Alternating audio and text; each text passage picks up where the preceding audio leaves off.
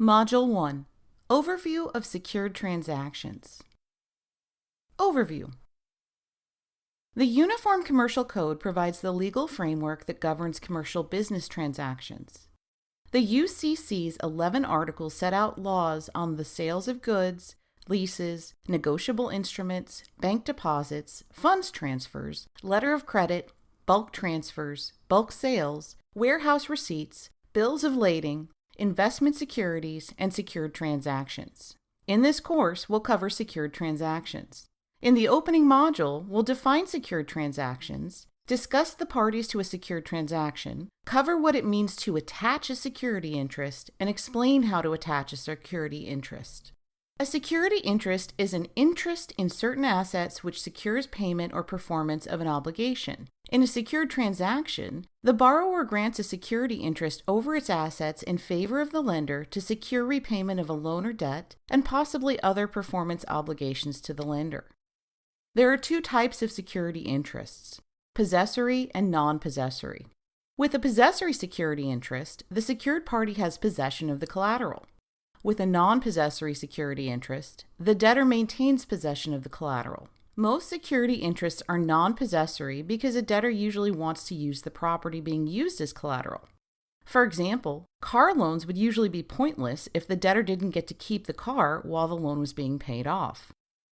Since the widespread enactment of the UCC in the 1960s, the law governing most secured transactions is found in its Article 9. All 50 states, the District of Columbia, and United States territories have enacted it.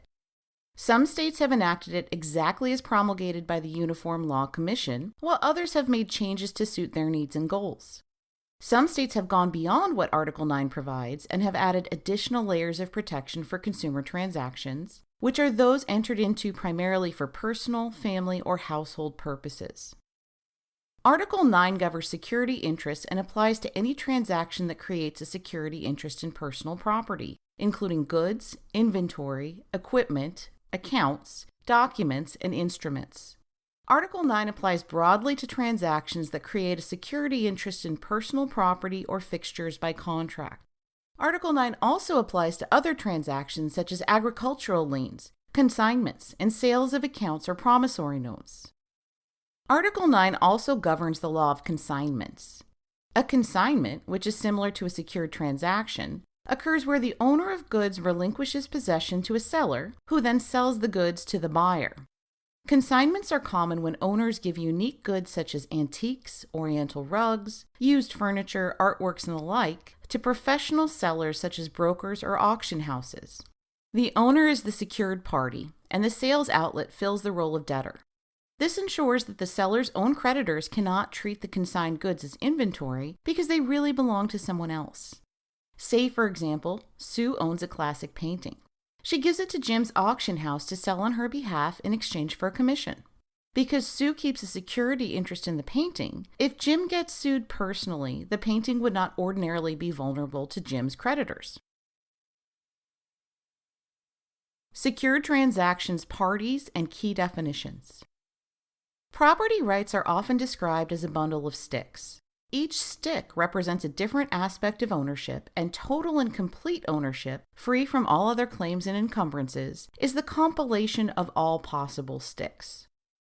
A renter or lessee, for example, may have the sticks that represent the rights to use and possess the property, but not sticks representing the right to sell or re-let the property, or the right to keep it beyond the term of the rental or lease. An owner, however, has more sticks. Someone with complete ownership in perpetuity, in the context of real property, this is referred to as fee simple absolute, has all the sticks, which include the right to sell it, lend it, rent it out, use it, and leverage it. Entering into a secured transaction is like a debtor giving a stick, representing the encumbrance, to the secured party. As long as the secured party holds that stick, the debtor's ownership rights are diminished. The lender now has that stick, which is called a security interest. Secured transactions exist in a variety of forms. The common denominator is that they give security interest in property, which is now referred to as the collateral. Both tangible and intangible personal property may be identified as collateral in a secured transaction. Examples of tangible collateral include Consumer goods, which are goods used or bought for use primarily for personal use, such as automobiles or jewelry. Equipment, meaning goods used by a business that aren't normally sold by the business, such as chairs, desks, computers, restaurant kitchen equipment, and manufacturing machines. Inventory, which means goods held for sale by a business, such as the hammers and drills on the shelves of a hardware store. Farm products, which are goods unique to farming operations and include crops, livestock, feed, agriculture products, and fertilizer. Fixtures, which means property that is affixed to buildings so that they are sometimes considered real property, such as the built-in brick oven in a pizza shop, and computer software. Examples of intangible collateral, or property that cannot be seen or touched, include the following. Accounts receivable, which are typically unsecured obligations owed to the person for goods supplied or services rendered. Chattel paper, which references obligations that facilitate smaller secured transactions and are most commonly seen with furniture, jewelry, electronics, and similar consumer goods. Deposit accounts, such as bank savings or checking accounts. And investment property, including stocks, bonds, and other similar types of property traded on a securities exchange. A debtor is the party who takes the loan and provides the security interest on the collateral. A creditor, who can be secured or unsecured, is the lender or seller. One purpose of a secured transaction is to make it easier for a secured creditor to collect a debt, as compared to the rights of an unsecured creditor. We can appreciate the importance of secured transactions by comparing the situation of the two different parties should a debtor default. The unsecured creditor to whom a debtor owes an obligation is limited in the remedies available if the debtor defaults. The unsecured creditor can't seize the debtor's property to satisfy the debt unless and until he obtains a judgment and initiates collections proceedings. This can take months or years and is very expensive. Moreover, many personal property items are exempt from collections actions to satisfy unsecured debts. While rules vary by state, courts are exceptionally unlikely to allow a moderately valued car or the like to be seized to satisfy an unsecured debt. A secured creditor or secured party, on the other hand, holds an interest in the collateral that the secured creditor may enforce to use the property to satisfy her claim should the debtor default. A bank with a security interest in a car can repossess it without resorting to lawsuits on the underlying debts and collection actions. In fact, self-help repossession without any due process is often allowed. Attachment of a security interest. To create an enforceable security interest, there must be attachment, which means that the security interest is made effective, usually by the loan agreement. There are 3 requirements for attachment of a security interest. The order of satisfaction for these requirements doesn't matter, but attachment will not occur until all 3 are complete. The first element is that the creditor must give the debtor value, which can be a service, cash loan, or access to a line of credit. Value can also come in the form of forbearance on a pre-existing debt. This value requirement ensures that all secured transactions are exchanges. Second, the debtor must have rights in the collateral. This means ownership, or at least the power to transfer rights in the collateral. In its simplest sense, the requirement that the debtor must have rights in the collateral before the security interest can attach follows intuitively from the idea that you can't transfer what you don't own. Finally, the debtor must agree to grant the secured party a security interest. This can take the form of a security agreement signed by both the debtor and the secured party. Security agreement. A written security agreement must describe the collateral and be authenticated by the debtor to create a security interest. A security agreement is not a public document and so is privately held, typically by the lender. It need not be filed in any recording office. To accomplish its essential purpose, a security agreement doesn't have to be wordy or complicated. For example, a legally adequate security agreement could be, I, debtor, grant a security interest in my 2018 Chevrolet Cruze to First Bank.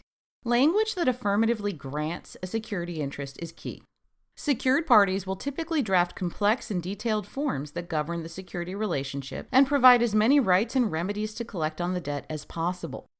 A security agreement reflects the concept that security interests are always created voluntarily and with the consent of the debtor, never by implication or force.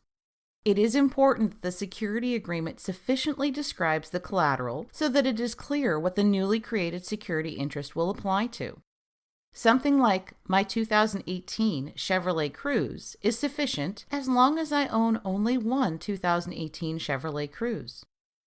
You do not have to include, say, the VIN number or more formal legal description. Collateral descriptions are among the most frequent sources of error in a security agreement.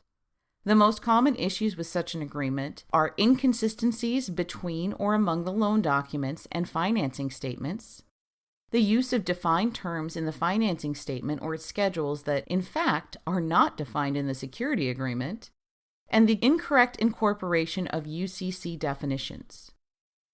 The UCC establishes that any description of personal property in a security agreement is sufficient if it reasonably identifies what is described. Many form security agreements drafted by banks include long lists of every possible category of collateral to ensure they capture everything. Depending on the circumstances, attaching photographs of goods or detailed charts of individual assets might be a good way to define the collateral concerned. The standard is whether the description identifies the collateral in a way that is objectively determinable. An overly broad description, such as all assets or all personal property, is an insufficient collateral description in a security agreement. The purpose of the description of the collateral remains evidentiary, such that the overly broad description, other than by UCC category or type, may be legally inadequate. Additionally, a description of certain categories of collateral, such as commercial tort claims, requires greater specificity than a description of something like farm products. For example, Ohio Revised Code Section 1309.108 stipulates that any description of personal or real property is sufficient if it reasonably identifies what is described. Reasonableness is a fact-specific determination. To reasonably identify the collateral, the law states that the parties must be able to identify the collateral by specific listing, category, type of collateral, quantity, computational or allocational formula, or procedure, or any other method if the identity of the collateral is objectively determinable. Finally, Ohio's law prohibits the description of collateral in the security agreement as all the debtor's assets, or all the debtor's personal property, or other words of similar import, as they don't reasonably identify the collateral. Where available, descriptions of each piece of equipment by title, manufacturer, identification or serial number, and so on are appropriate. Books, records, sales logs, patents, and so on should be described in reasonable detail. Summary descriptions may also not be reasonable. To be sure that a description is legally adequate, the granting clauses of the security agreement should refer to the appropriate UCC categories of collateral, specifically pointing out whether the collateral is an account, commercial tort claim, a consumer good, or fixture, for example. Security agreements for commercial transactions, especially if they're not purchase money security instruments, often include two additional and important provisions. An after-acquired property clause enables the security interest to stretch and encompass property that the debtor does not yet have, but which fits within the categorical description of collateral in the security agreement. The best example of this is for business inventory, which constantly turns over. Without an after-acquired property clause, the security interest captures only that collateral which the debtor owns at the time of attachment. This clause can allow the security interest to attach to inventory acquired after the agreement. A future advances clause anticipates that the secured party may extend additional credit to the debtor after the first loan. If that occurs, the security interest relates back to the original transaction. This provides the benefits priority among creditors. For example, assume a debtor opens a credit line secured by her house with First Bank on February 1st and immediately withdraws $10,000 of the maximum $30,000 credit line. On March 1st, she withdraws another $10,000. If the agreement had a future advances clause, the entire $20,000 would be considered to have been secured as of February 1st, and thus may have priority over another debt that arose on February 15th. Possession and control are suitable alternatives to a signed security agreement. Possession for tangible collateral such as cars and artworks, and control for intangible collateral such as bank deposits or business interests. Possession and control show the debtor's intent to grant the security interest and define the collateral. If a debtor gives a gold watch to a pawn shop to secure a pawn loan, for example, that shows intent to encumber the property. Financing statement. A financing statement is another key document in a secured transaction. This is typically filed with a public office such as a state's Secretary of State, and so is a public document.